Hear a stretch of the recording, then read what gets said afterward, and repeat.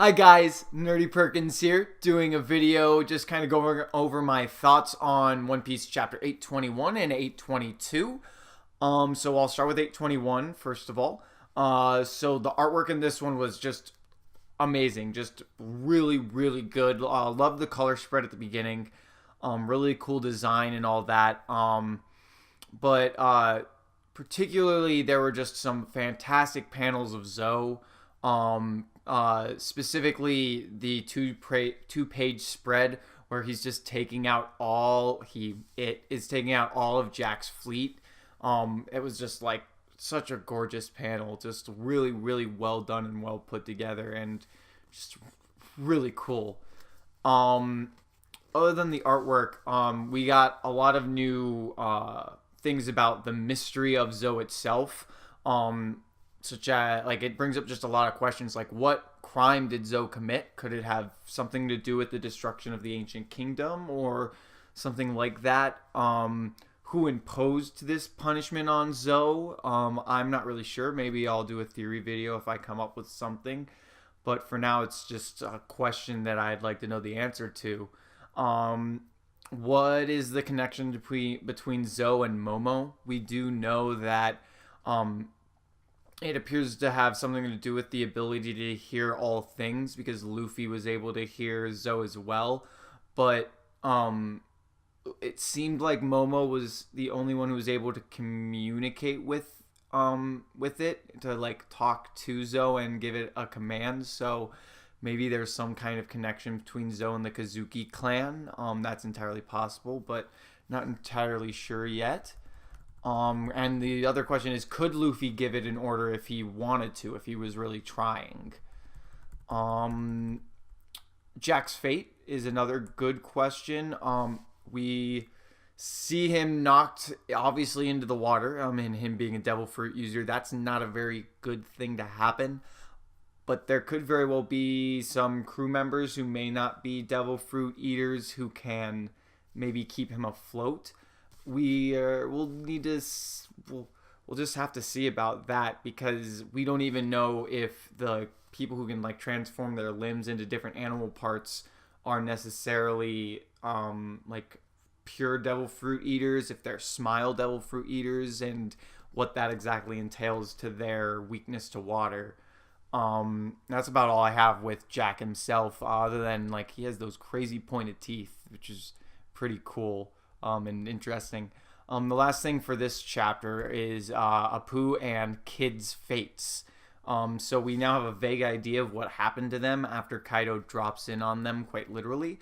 It seems like Apu is now working under Kaido, or he may have possibly been working for Kaido before this point, before he drops in, but it's really like impossible to say until we find out more. I personally think he probably joined up after Kaido has kind of come and come in front of the Kid Alliance. And it seems that Kid has been imprisoned by Kaido. If you look in the panel I think it's the left panel right above the panel that shows Apu's Denden Mushi, you can see just one of Kid's feet behind those bars. So looks like he probably didn't fare as well as Apu did when Kaido appeared, and he likely fought back against Kaido, or refused to join Kaido's crew. So we'll have to see what that is, and if Kaido has any ulterior motives to holding Kid other than just because he fought back at him. Now let's go into 822. I'm glad that Oda in this chapter kind of went through and explained who was going with each group. We have Team Luffy with the awesome addition of Pedro, adding a mink to the group, and as well as some more muscle, because that group is Nami, Chopper, and Brook, who aren't like, Brook is probably the best fighter in that trio. Both Nami and Chopper can hold their own, but they aren't like heavy hitters in the crew. So hopefully we'll get a good fight with Pedro at Whole Cake. And who knows, maybe if we get a Mink to join, he could be it. It certainly seems like that's a possibility with him spending at least a decent amount of time with Luffy himself. Anyway, we have Team Kinemon, who consists of Law, the two others from Wano, and Zoro, and the remainder of the Straw Hats. That's a good group. I'm hoping we may see some interactions between Law's crew and the rest of the Straw Hats, as well as possibly some more interaction with Usopp and Raizo. We did get a little tease in this chapter with Raizo talking about what amazing ninjutsu Usopp was able to craft with Nami's new weapon, which I'll get to in a second.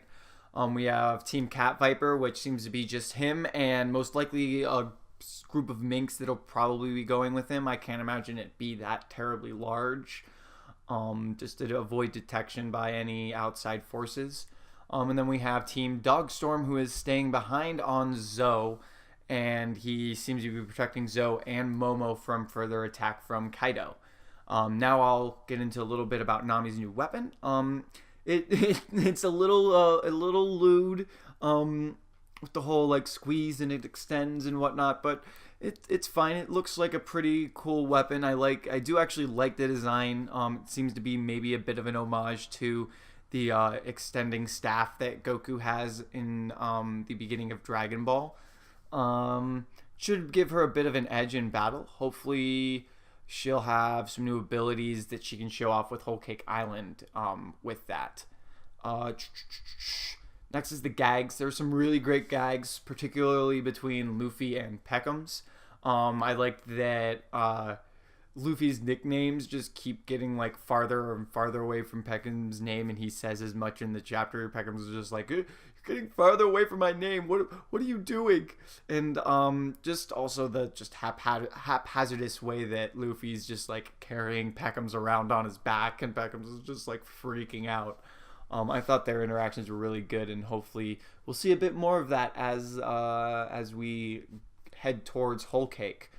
Another gag I really liked was all the different minks who wanted to go to Whole Cake with the Straw Hats for their various reasons, and they got like kind of progressively more silly.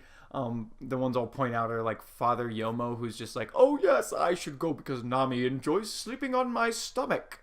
And all the Dog Clan just want to go because they want to chew on Brooke's bones. So that was fun to read.